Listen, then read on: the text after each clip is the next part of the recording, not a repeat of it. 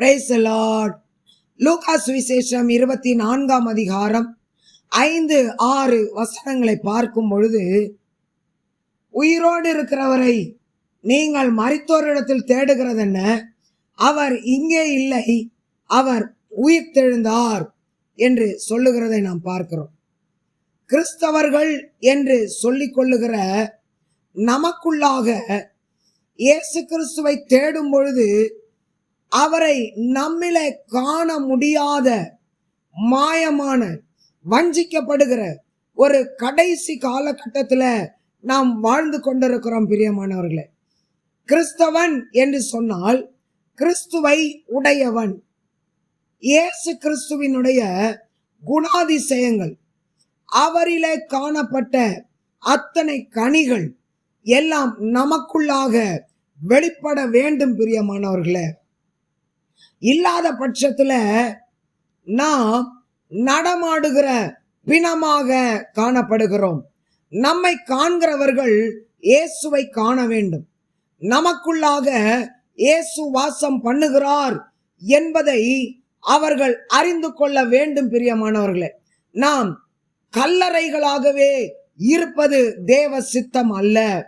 கல்லறையில வைக்கப்பட்ட இயேசு அவர் உயிர்த்தெழுந்து விட்டார். பிரியமானவர்களே, வாயினாலே சுவிசேஷத்தை அறிவிப்பதை பார்க்கிலும் நம்முடைய வாழ்க்கையே சுவிசேஷமாக, வாழ்க்கையே சத்தியமாக மாறுமே ஆனால் அது மிகுந்த பிரயோஜனமாய் இருக்கும். பிரியமானவர்களே, நம்மில இயேசுவை தேடும் பொழுது நமக்குள்ளாக அவரை காண முடியவில்லை என்றால் நாம் இப்பொழுதும் கல்லறைகளாக இருந்து கொண்டிருக்கிறோம் என்று அர்த்தம். பிரியமானவர்களே, பரிசேயர்களையும் வேதபாரர்களையும் ஆண்டவர் பார்த்து சொல்லுகிறார், மாயக்காரராகிய பரிசேயரே, வேதபாரகரே, உங்களுக்கு ஐயோ, நீங்கள் வெள்ளையடிக்கப்பட்ட கல்லறையாயிருக்கிறீர்கள் என்று இயேசு சொல்லுகிறதை வேதத்திலே வாசிக்கிறோம். பிரியமானவர்களே, இந்த பரிசேயர்கள் எப்படிப்பட்டவர்கள்?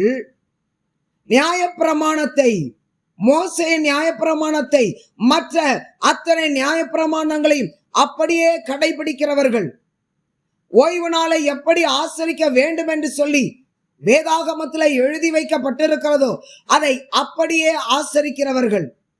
தசமபாக காணிக்கையிலேயும் கர்த்தருடைய ஆலயத்திலேயும் என்ன செய்ய வேண்டும், எப்படி இருக்க வேண்டும் என்று சொல்லி வேதாகமம் சொல்லி இருக்கிறதோ அதை அப்படியே ஃபாலோ பண்ணுகிறவர்கள், அப்படியே கடைபிடிக்கிறவர்கள். உயிர்த்தெழுதலை விசுவாசிக்கிறவர்கள், தேவ தூதர்கள் உண்டு என்று விசுவாசிக்கிறவர்கள் எல்லாம் இருந்த போதிலும் இந்த பரிசேயர்களுக்குள்ளாக இயேசு என்கிற ஜீவனுள்ள ஆண்டவர் இல்லை. பிரியமானவர்களே, வேதபாரகர்கள் என்றால் யார்? வேதத்தை போதிக்கிறவர்கள், நியாயப்பிரமாணத்தை விளக்கமாய் எடுத்து சொல்லுகிறவர்கள். ஆனாலும் அவர்களுக்குள்ளாய் இயேசு என்கிற ஜீவனுள்ள ஆண்டவர் இல்லை. பிரியமானவர்களே, அப்படி என்றால் கல்லறை என்று சொல்லிதானே அர்த்தம். பிரியமானவர்களே, மேல் தோற்றத்துல நாம் கிறிஸ்தவர்கள் என்று சொல்லிக் கொள்ளலாம். வேத வசனத்தின்படி உள்ளுக்குள்ளேயோ அழுகிப்போன எலும்புகளும் அழுகிப்போன தசைகளும், இப்படி மாம்சமும் இப்படித்தான் நாற்றம் எடுத்து போன நிலைமையில இருந்து கொண்டிருக்கிறோம் என்று ஆண்டவர் நம்மை எச்சரிக்கிறார். நான் மரித்தேன், ஆனாலும் சதா காலங்களிலும் உயிரோடு இருக்கிறேன் என்று கர்த்தர் சொல்லி இருக்கிறார். நம்மை பாவத்திலிருந்து மீட்டு எடுப்பதற்காக அவர் சிலுவையில பலியானார், ரத்தம் சிந்தினார், அவருடைய சரீரத்தை கிழிக்க கொடுத்தார். நம்மை பரலோகத்திற்கு அழைத்து செல்ல அவர் மறுபடியும் உயிர்த்தெழுந்தார். பிரியமானவர்களே, நமக்கென்று ஒரு ஸ்தலத்தை ஆயத்தப்படுத்த அவர் பரலோகத்திற்கு ஏறி சென்றிருக்கிறார்.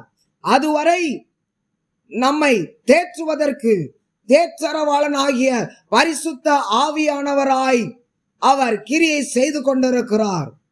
இயேசு மறுபடியும் வரப்போகிறார்.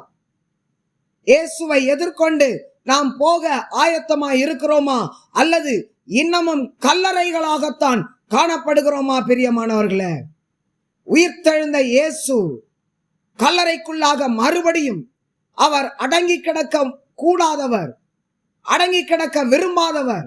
ஒவ்வொரு ஆத்துமாவுக்குள்ளேயும் அவர் ஜீவிக்க வேண்டும் என்று சொல்லி விரும்புகிறார். ஒவ்வொரு ஆத்துமாவுக்குள்ளேயும் அவர் வாசம் பண்ண வேண்டும் என்று சொல்லி விரும்புகிறார். அருமையான தேவனாகிய கர்த்தராய் இருக்கிறார். உயிர்த்தெழுந்த இயேசு அவர் மறுபடியும் வரப்போகிறார். அவரை நாம் எதிர்கொண்டு போக போகிறோம். நடுவானிலே எக்கால சத்தத்தை கேட்க போகிறோம். ஆயிரக்கணக்கான தூதர்கள் இறங்கி வருகிறதை நாம் பார்க்க போகிறோம். இதோ மணவாளன் வருகிறார் என்கிற சத்தத்தை கேட்க போகிறோம். அதற்கு பின்பாக வெண்குதிரையின் சத்தத்தை கேட்க போகிறோம். அதற்கு மீது பிரகாசமான வஸ்திரம் தரித்த ஆண்டவராகிய இயேசு பொற்கிரீடம் சூடினவராக அவர் இறங்கி வரப்போகிறார். நாம் சந்திக்க ஆயத்தப்படுவோம். கல்லறைகளாய் அல்ல, கிறிஸ்துவை நமக்குள்ளாய் ஏற்றுக்கொண்டவர்களாக, கிறிஸ்து நமக்குள்ளாய் வாசம் பண்ணுகிறவர்களாக நாம் காணப்படுவோம். கர்த்தர் நம் ஒவ்வொருவரையும் ஆசீர்வதிப்பார். ஆமென்.